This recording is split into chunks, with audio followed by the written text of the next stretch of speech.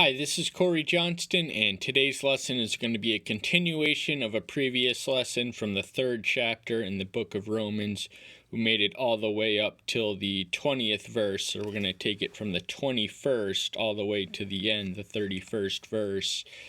But much of what we read before, the trajectory really is established in the 18th verse of the 1st chapter, which describes the universal depravity of all humanity, and that is the theme between then and now. Jews and Gentiles are alike sinners and both in need of salvation, but what we're about to read and cover and analyze and dissect really brings us back to the verse immediately preceding 1:18, 1:17, where Paul speaks of a righteousness by faith. And he quotes Habakkuk 2:4 to elaborate on that. So we have the sickness outlined. Every person is a sinner, both Jew and Gentile, and the solution is explained and made manifest in the verses we're about to cover. So even though the Jews had the law, they were still sinners, inasmuch as the Gentiles who had not the law, they were equally sinned. And there was a lot of pride and self-righteousness that the early Jewish Christians exerted at the expense of the Gentile believers who did not have any prior knowledge of relationship with Yahweh or any form of special revelation. And the Church of Rome would have been mixed, but the Gentiles would have been the majority. They would have been ever since the Emperor Claudius decreed in the year 49 AD that all Jews, even the Jewish Christian ones, because the Romans had yet to differentiate between Judaism and Christianity as distinct sects, were to be exiled from Rome. And so even the Jewish Christians, two of whom, Priscilla and Aquila, Paul meets and forms a lifelong friendship as co-laborers of.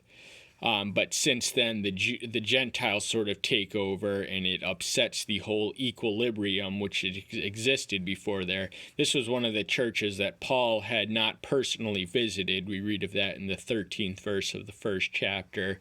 But he wanted to reach out to them and write to them to present his credentials, his theological knowledge, and his character. And what he gives them is the most systematic, thorough, and fullest theological treatise that he ever wrote. And but his ultimate aim was to evangelize Spain, and his 3 prior missionary journeys, the ones of which we read of in the book of Acts, were all launched from the Syrian city of Antioch, which had replaced Jerusalem as the Christian capital of the world by the 11th chapter of Acts. But he was planning to use Rome as a launching pad to his ultimate ambition, which death deprived him. He wanted to literally fulfill the Great Commission all the way to the ends of the earth. Spain was, according to pre-Columbian people, the end of the earth, at least the western end. That's when Jonah tried to flee from the port of Joppa to Tarshish, Gibraltar, because he thought he could escape as far away from Yahweh, oblivious to the fact that his jurisdiction is as omnipresent in Israel as it is anywhere else. So that being said, we're going to open with the opening verse, the 21st verse, which reads, "But now, apart from the law, a righteousness of Elohim has been revealed, being witnessed by the law and the prophets." So he's saying that righteousness has been revealed, and it's apart from the law. The law is useful, but it's not completely necessary to bring salvation.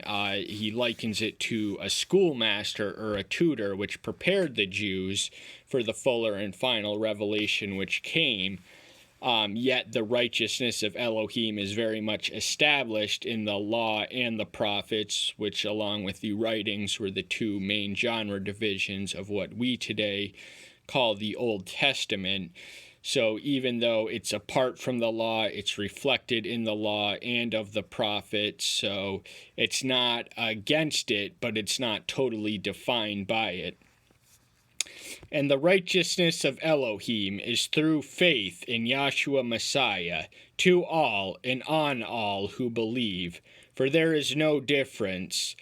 So the faith in itself is morally neutral. Its virtuous or viceful character is wholly contingent on the object in which it rests. When our faith is in Yahshua Messiah, who is sinless and perfect, there can be no wrong in placing faith in that. Now, people place their faith and their trust in a variety of things that are not reliable or trustworthy, but one can do no wrong when their faith is in Messiah, and the righteousness that he offers is his own. We in ourselves, our righteousness is likened to filthy rags by the prophet Isaiah in the 64th chapter, 6th verse of the book which bears his name. But we can appropriate his alien righteousness and be justified through that. And the universality is indicated twice by the three-letter word all, to all, and on all who believe, for there is no difference. That means that the path of salvation and the Elohim who offers it is impartial to Jew or Gentile. They both suffer from the same need, they're both sinners, and they're both in need of salvation, and the path to salvation is one and the same for them. So a lot of Judaizers who had come from Jewish backgrounds, it kind of exalted the law to an unnecessary extreme. It was a point of pride which made them distinct from these Gentile upstarts. But Paul, as the evangelist to the Gentiles, makes clear that it is by grace alone, through faith alone, that Jews and Gentiles alike can be saved and justified and declared righteous at the judgment.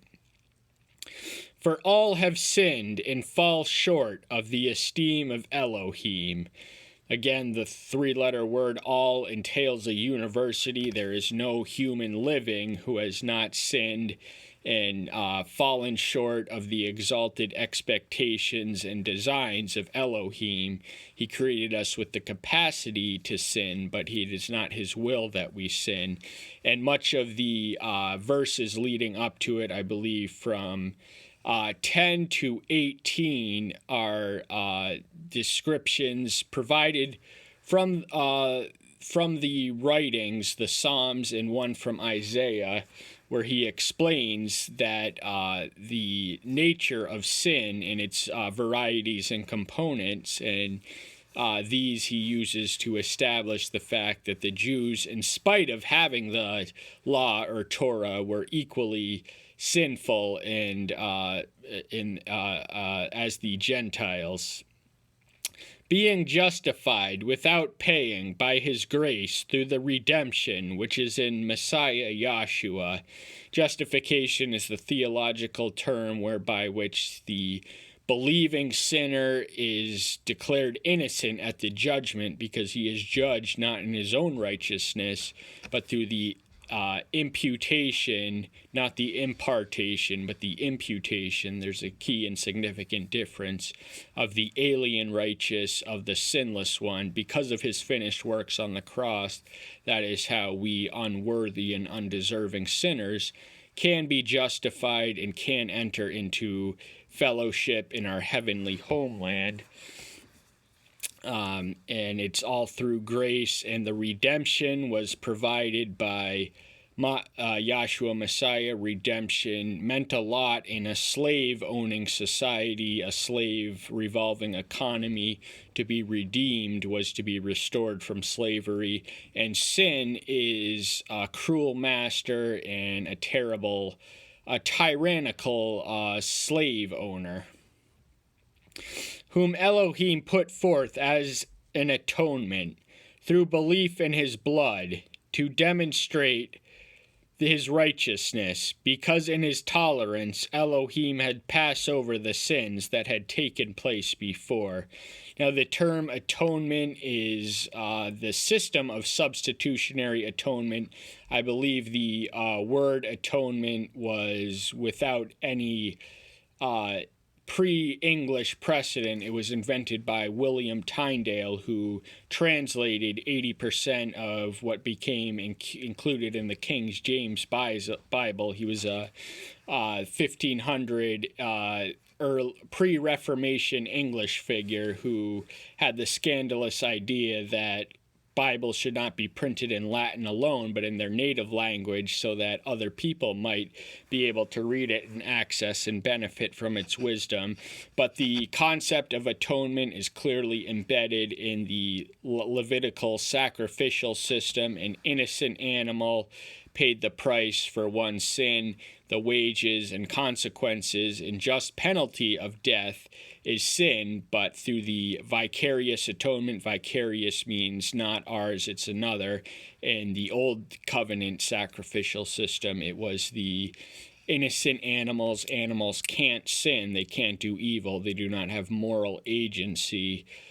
So they are in every way innocent, but they were also to be spotless, which was symbolically and typologically significant in its allusion to the sinless Messiah, who became the atonement, the full and final atonement of the New Testament, henceforth, now and forever, rendering all other animal sacrifices obsolete. And this atoning power is accessed through faith in his blood. His blood was shed at the cross, just as the old covenant system required the shedding of blood. They would slit the animals whose the specific animals were selected for the specific sin they were meant to atone for and designed to do for. And because he is tolerant, Elohim had passed over all the sins that had taken place before the crucifixion. So the Savior's atonement is sufficient to expiate all sin, past, present, and future. It is there is a finality about it which transcends time. So all of the saints who didn't have the old covenant saints who could only look forward to the promise were still saved by faith through grace and not by observance of the law. That has never changed. But by the time of the dawn of the Common Era, contemporaneous Judaism attached salvific significance to the honoring of the Torah, which is incomplete. One can never hope to be saved by it. One can be exposed as a sinner. It exposes the sickness but cannot administer the cure. Only the substitutionary vicarious atonement of the one who was without sin, who became sin and paid the sin penalty for us so that we don't have to. That is the only way we are saved. To demonstrate at the present time his righteousness, that he is righteous and justifies the one who has belief in Yahshua. So his righteousness is an absolute attribute in himself. There is no sin, there is no blemish, there is no lie, there is no impurity in him. And he justifies imperfect creatures, frail, finite, flawed creatures. He justifies them through faith in Yahshua. So it's not just faith in itself, but it's faith in his Son, and more specifically his finished work on the cross, that one can be justified, which, remember, is the theological term for when a believing sinner is declared innocent at the judgment in spite of the sins they have accumulated by the appropriation of an alien righteousness, who that being the sinless one. Where then is the boasting? Is it shut out? By what law? Of works? No, but by the law of belief. So the Torah, or the law, was a system of rules, maxims, and precepts which are to guide and govern the nation of Israel. But he speaks here of a law of belief, which it transcends and is of more significance and substance than the mere Torah of the letter. So the Torah can stimulate faith, but the problem is once we put our faith in it as the full and final answer for our pressing dilemma of salvation from sin, then we will be in for a rude awakening and devastating disappointment. For we reckon that a man is justified by belief without works of Torah. This does not eliminate the need or necessity to perform good works, because as James makes plain, faith without works is dead. So we don't do works. We're not saved because we do works. We do good works because we are saved. In other words, it's a condition of our salvation, not a prerequisite. But our justification is by faith, and all the work, you can work your fingers to the bone. If you don't have faith, it's going to be to no avail. And in the 29th verse we read, "Or is he the Elohim of the Jews only, and not also of the Gentiles? Yes, of the Gentiles also."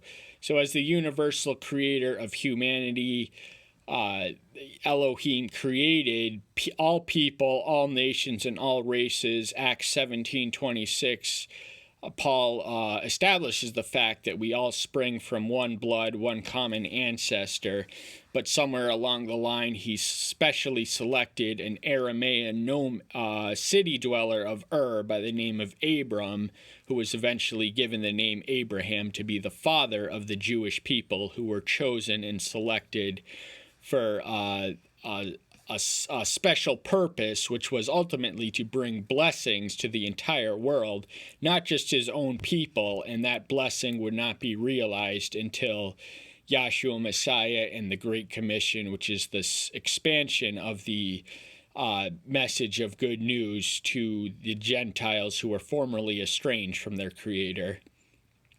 Since it is one Elohim who shall justify the circumcised by faith and the uncircumcised through faith. Again, the path to salvation is one and the same. It does not alter according to one's ethnic background or composition. Jew and Gentiles alike are saved by grace through faith, and the uncircumcised would have been the Gentiles, the circumcised would have been the Jews, and the apostolic division of labor. Paul was the evangelist and the apostle to the uncircumcised, while Peter remained the one of the circumcised or Jews. That is not to say that they ministered exclusively to those demographics. Peter was responsible for the conversion of the first truly Gentile convert, a Roman centurion by the name of Cornelius, and we find Paul preaching in synagogues to Jews, but ultimately finding more receptive audiences amongst the Gentiles. Do we then nullify the law through the faith? Let it not be. On the contrary, we establish the law. So Paul was not trying to eliminate or degrade or belittle or diminish the law. He was trying to exalt it and supplement it through faith, because the problem is that, as I mentioned earlier, the Torah or the law can be a stimulator of faith, but when our faith is in the Torah itself, it leads us astray. It narrows our concentration on the minutia of artificial righteousness through works. But the faith is the true measure of righteousness. And in the Old Covenant, righteousness was measured by behavior, but in the New Covenant, belief replaces behavior as the mark of righteousness. And that's all the time we have for today. Thank you so much. I'm so glad you're here. Stay tuned until next time. I'll see you then. Bye-bye.